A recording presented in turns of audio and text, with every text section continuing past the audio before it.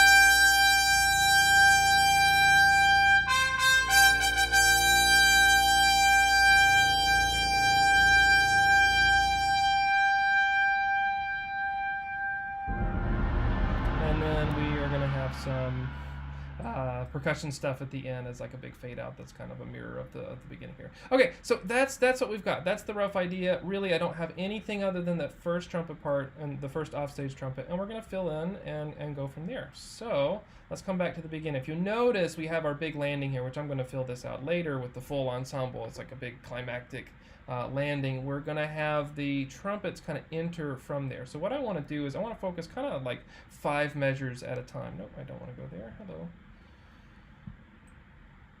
I want to go back here. Okay. Okay, so first thing I'm going to do is I'm going to focus on these little measures here. So I'm going to have the second trumpet enter, and I'm going to have them do basically the same thing as the first trumpet, except for they're going to be slightly delayed by them, right? I have this first statement, bam, ba ba dum bam, bam ba ding ding. So I want this to happen there. Remember, the whole point of this, even in the title of the piece, are echoes, right? So we're going to have a lot of echoes as we go through this. I want that to time.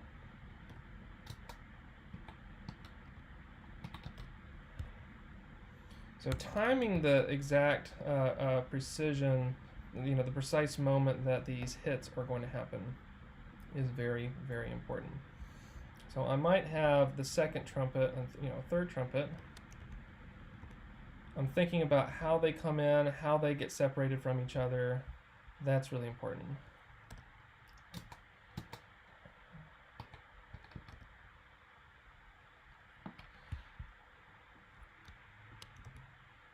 So yeah.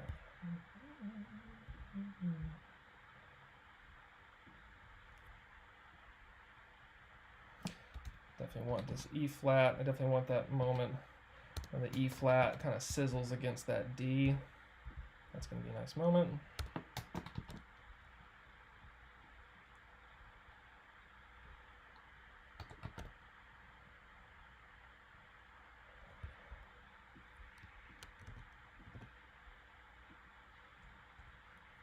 All right, I'll do that later.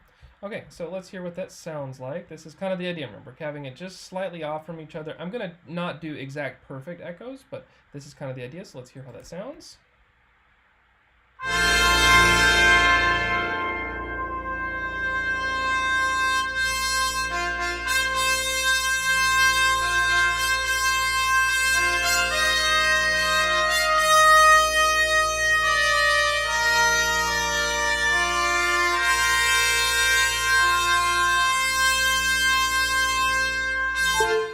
So that's working for me. That's going to be fine. Oh, hello, my computer's charging. Okay. So yeah, that's going to be the idea. Let's have that going again with the third trumpet. All right. So working one section at a time. This is kind of where we're going to land, and then this is where we introduce the ideas. Okay. And remember, keeping in mind that they're going to be off from each other in the actual space, right? This is sort of a stereophonic approach. So thinking that the conductor's going to be conducting on stage, but these 4 instruments are going to be like literally spread out across the ensemble. So the overlap is kind of naturally going to happen, like this sort of thing. Mahler does this thing a lot, especially if you've ever seen the Second Symphony. That's something that's like a big part of what he does. So I'm kind of playing with this idea. I remember getting a chance to see that live, and it was really an impactful thing. Okay, so let's continue here.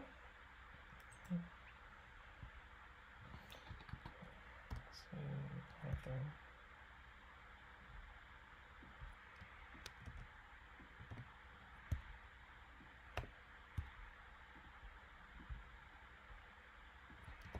Having some space for them to come down. It's important too. Okay.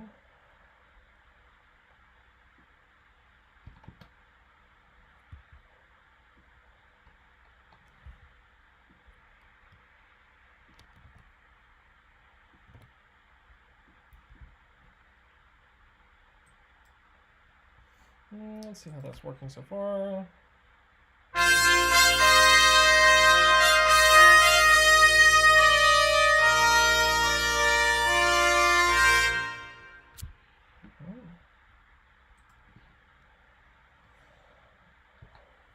So now we're kind of having that cascading effect where this one was tied, these 2 notes tied together. Now we want to do the same sort of effect with the trumpet 3, and then we'll eventually do that later on there. Actually, it's going to tie into this.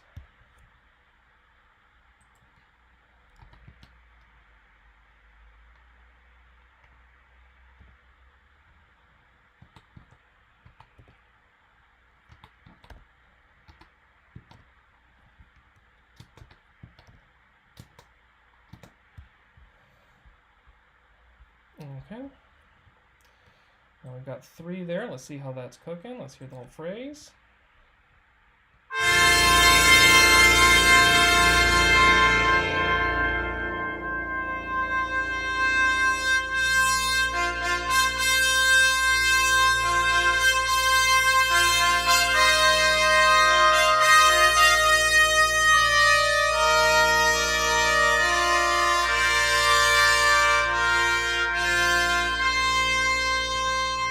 I think that's fine. I think that's fine. I think we could actually hold the E flat just a little bit longer.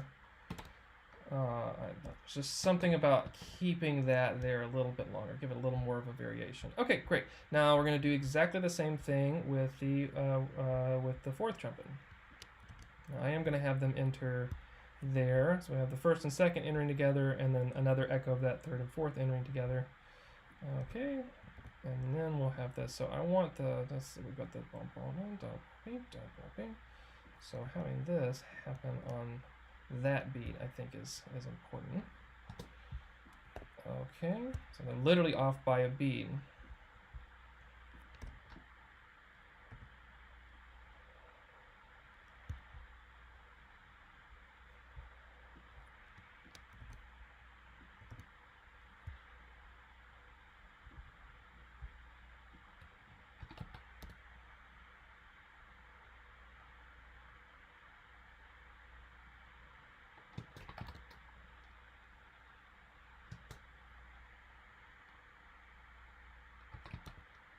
Do you want to keep holding them?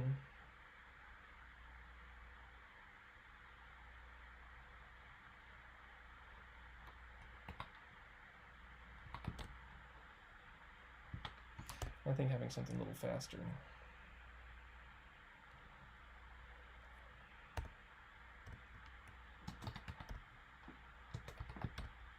All right, let's see how that works. I might change that one. Let's see how it goes.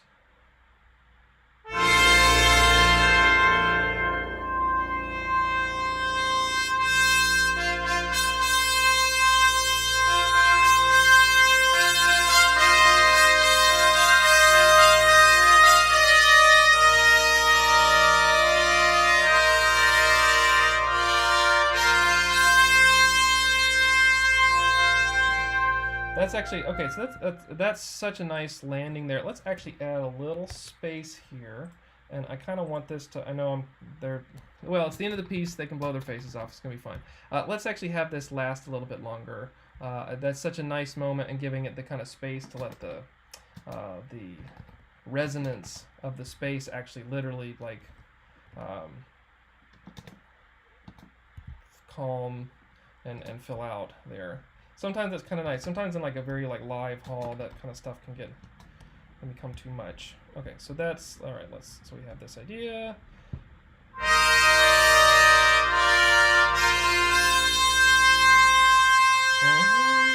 Yeah, I kind of think I kind of want that to happen one more time. Maybe put that in the 3rd. Do something different. Just hear another little echo of that. Now this one is going to be a little different, because I do know that I have a particular chord that we want to have on this, and that is this sort of C over E situation.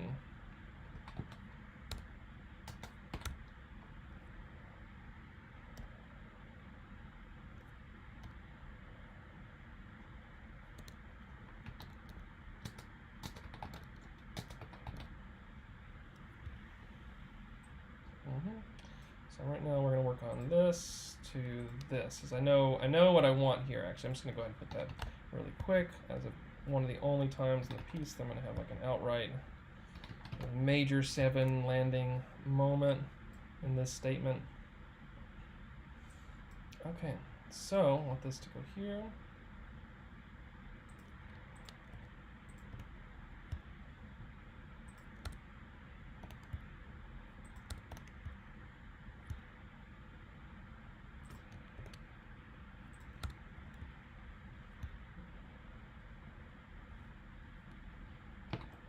Actually, let's not have that. I want them all together on this.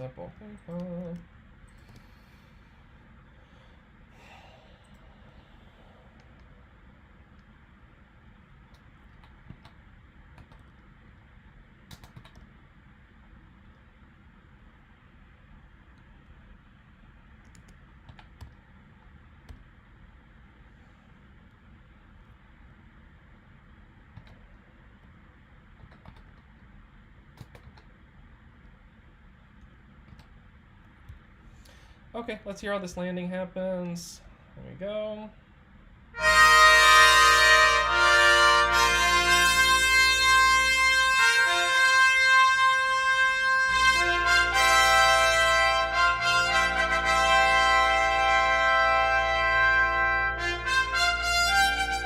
Okay, actually, as I'm hearing that, that comes in a little too crystal clear right off the bat. So what I'm going to do, I do like this idea, but what instead of putting it there, I'm going to move this here. Oops, I don't want that last beat. I just want this. Instead, I think the first time we have this is not together. There's a little more of that staggered entrance sort of effect. So I'm going to change my mind here. Okay.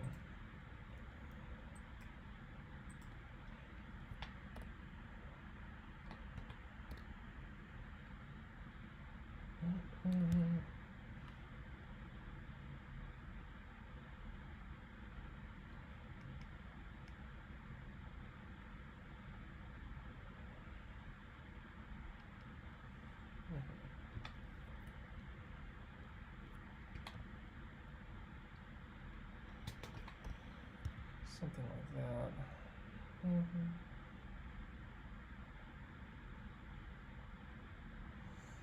Okay, and then having this guy enter a little bit late.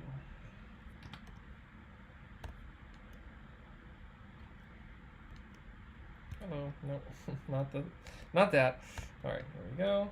Nope, there we go.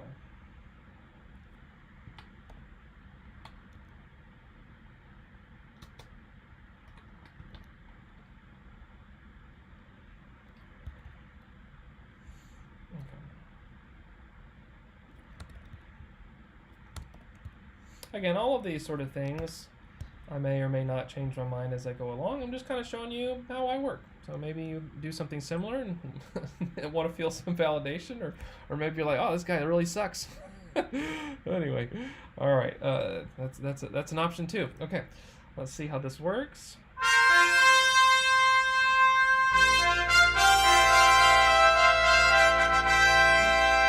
That's fine. That's fine. I do like that. Yeah, we go. Fa mi, fa mi. Well, that's actually not me. It's the.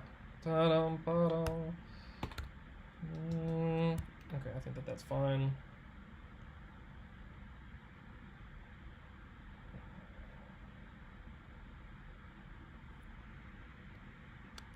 And having that offset one more time. And having the lower octave, I think will be nice. Okay, get rid of the unnecessary accidental. Let me just double check that works, but I think that'll be fine. I think that's exactly the idea.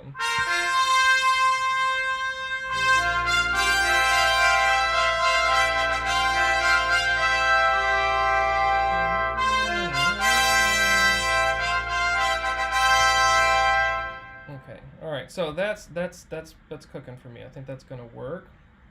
As we have this one, let's make sure that we all have a landing, so we know how we go up to this important moment here. Okay, we're all gonna have the same dynamic here. Beautiful. All right, and let's see what kind of fun business we can get into with this fourth trumpet. Yeah, fourth trumpet really having a having a moment in this sort of thing. Should we? Yeah, actually, you know what? Let's. Yeah, I'll come back to that later. Okay.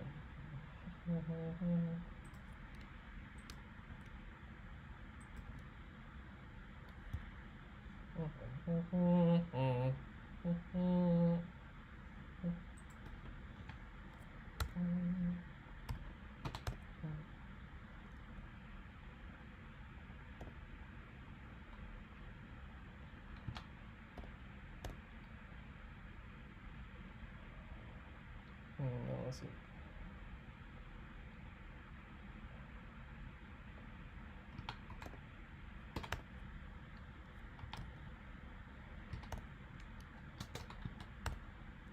Yeah, something like that.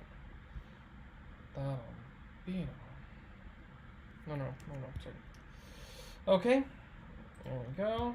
And then we're going to... All right, I think that whole passage should work now. Let's hear it. I think that's going to be fine.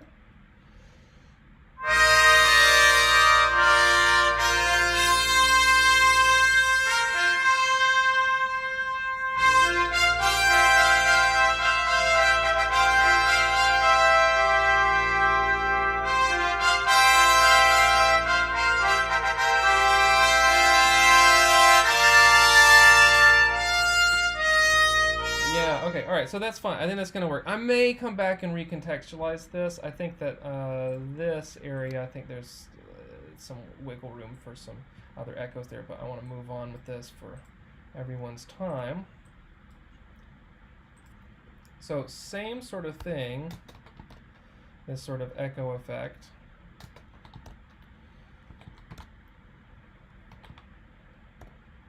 In our thing. So we landed here on this B flat major 7, which I think is a nice moment here. But we want to make sure that we do a slightly different thing. Remember, we're always wanting to find ways to. If I wanted to, I could just literally repeat the same phrase and do it again. But I don't want to do that. I want to avoid that kind of thinking. So I'm going to subtly change it. I'm going to keep the A as the major 7. I'm going to keep the B flat as like a major tonality, but I'm shifting instead of that sort of B flat major 7 straight. We're doing the good old F over B flat sort of situation. And I think that's going to sound a bit nicer.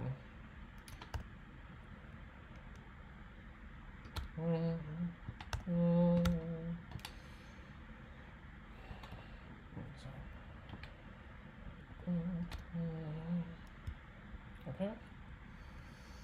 All right, so let's hear how, I know I'm landing here. Let's do the second trumpet. Let's see what's happening there.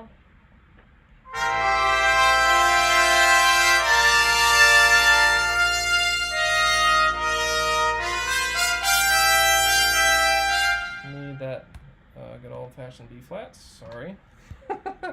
Okay, let's hear that one more time. This is why we have playback.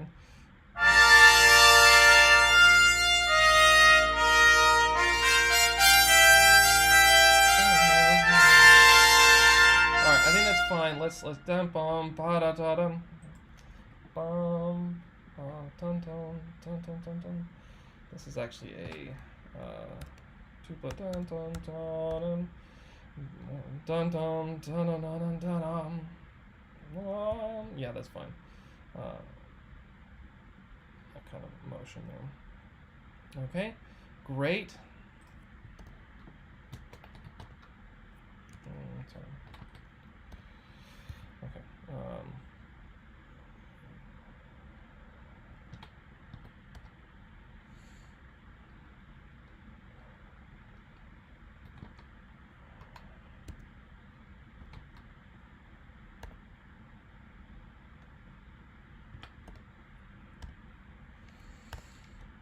All right, as we go.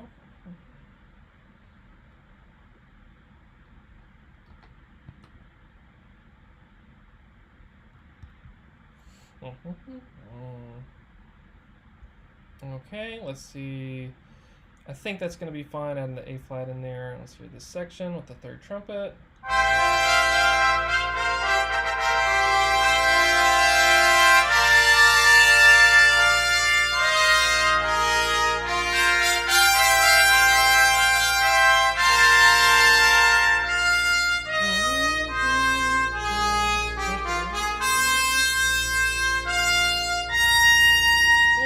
Great. All right, so that's kind of the idea with this sort of thing. And we're getting very close to finishing this section. All right, so keeping the B flat running. This is going to stay. Little cascade effect situation here.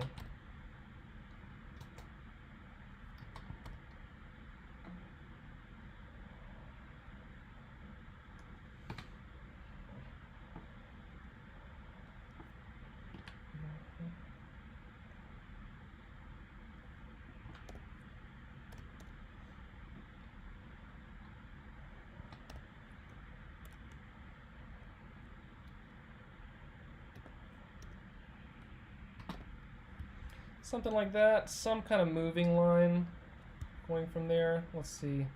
Something that kind of contrasts with this so that we have a nice landing. More movement, and then we contrast that with the sustain. But I think that's good. I think that's going to be fine. Let's hear this in context.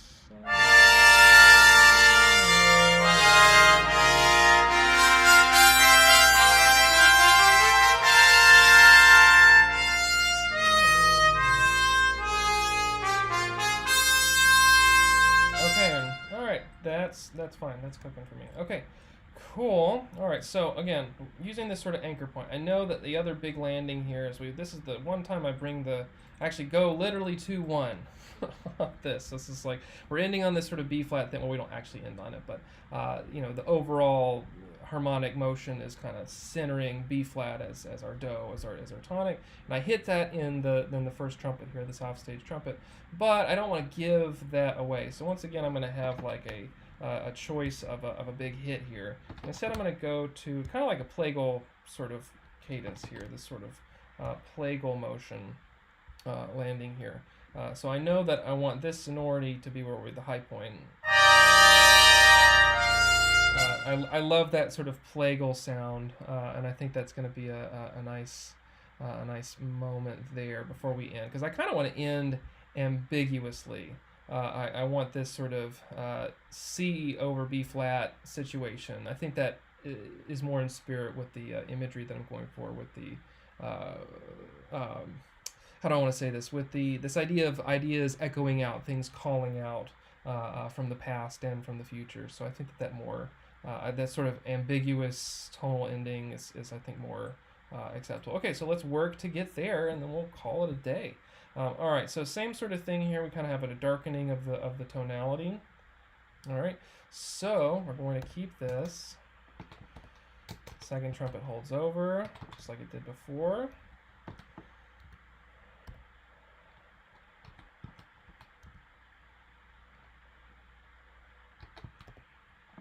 And then we want to pivot to that.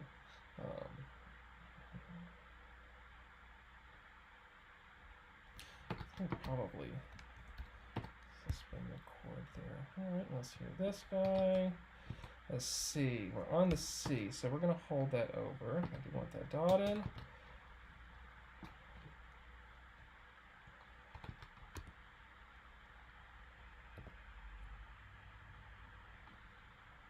No, sorry. Hold over. Now we got A flat.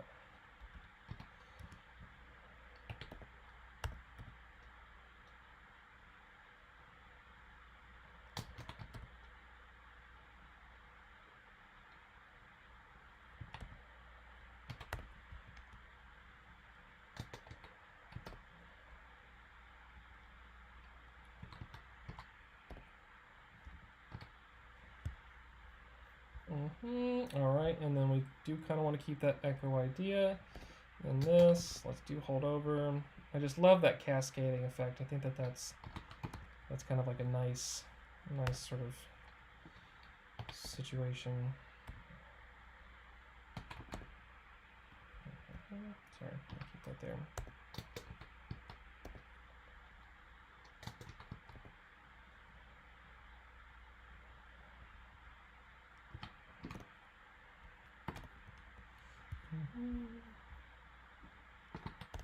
And then the big leap. Okay, that's fine. I may change my mind, but let's see. Let's put it in context. All right, here we go.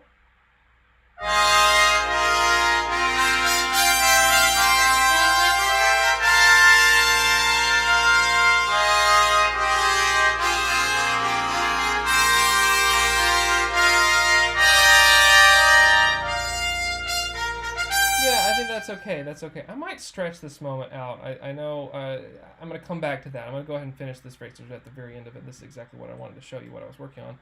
So yeah, I may end up coming back to this. I have to listen to it several times, and obviously there's stuff that's going to happen in the woodwinds and the percussion and everything. So let's finish this thing. Let's do it. All right. Here we go. This fun little section.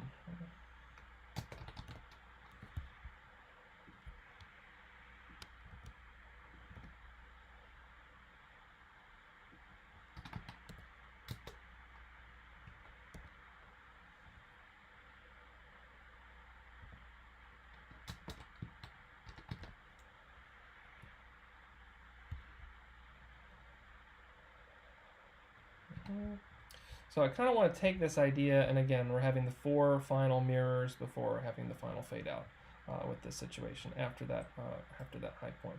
So having these alternating fifths is going to be, I think, a very helpful thing. Okay, so I don't want it to be exactly on C and G, so we're going to do this same sort of figure on, hello, what am I doing? Okay, I want this. Oh, that's right, okay. And then we want the same thing, same figure, but we are going to do this, and we're going to lower it by a fifth. And there we go. All right.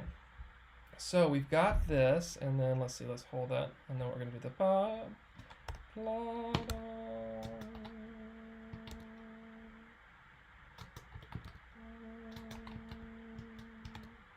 Okay, and then that's just the, now we'll go back and I'm going to make all the phrasing work, but this should be a nice little dialogue between first and second, then we just need to do the final bit here. So this is getting to the, and of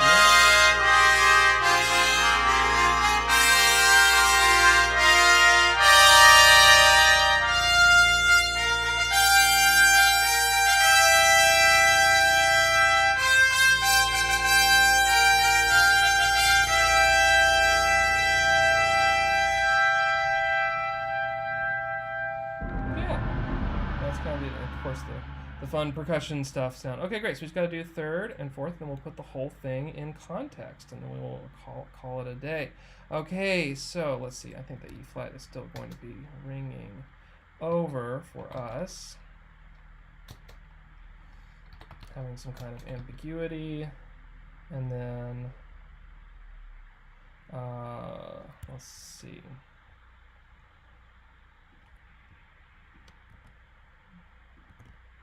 Beyond boing.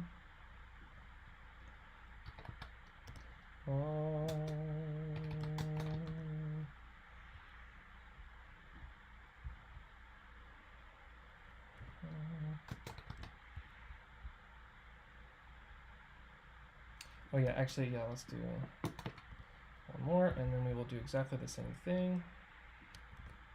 Okay.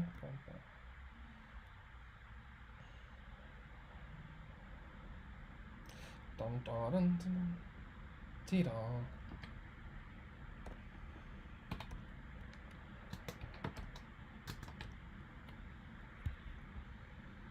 All right.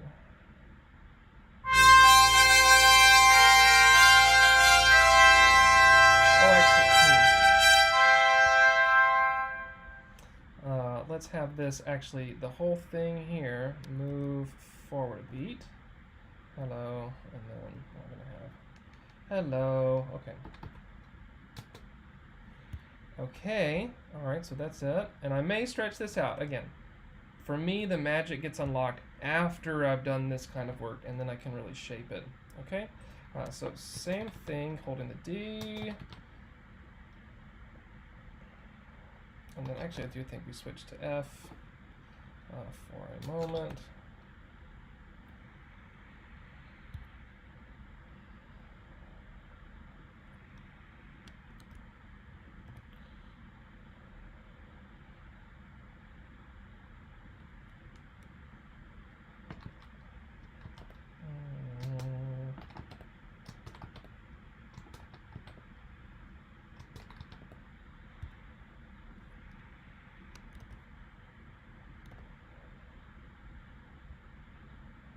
And then that's the idea. That is the musical phrase. That is basically one of the culminating parts of the piece. Now I know that, you know, and I can reuse these ideas, and obviously it gives me time to shape it and change it and add things and cut things and go from there. But that's it. That's how I think about it. I'm using this sort of looping thing. I'm thinking about the stereophonic quality. Let's put the whole phrase in context. So this is on the landing at the at this sort of critical moment here. I'm going to zoom in so you get a good view of the trumpets. And here we go.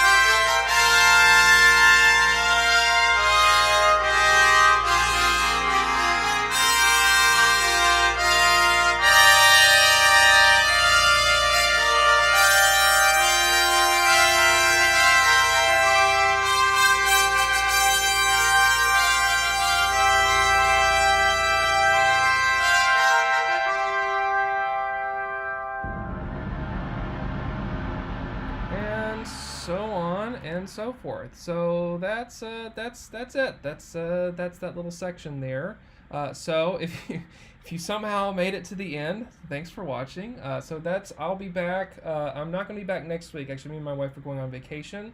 So that's going to be really fun. So I won't be making any videos and I won't be doing any live streams for the next couple weeks. But I look forward to getting back and seeing you guys again in August. Thanks for all of your support. If you liked this or got anything from it, great. Then consider subscribing to the channel and giving this a like. That helps me out a ton.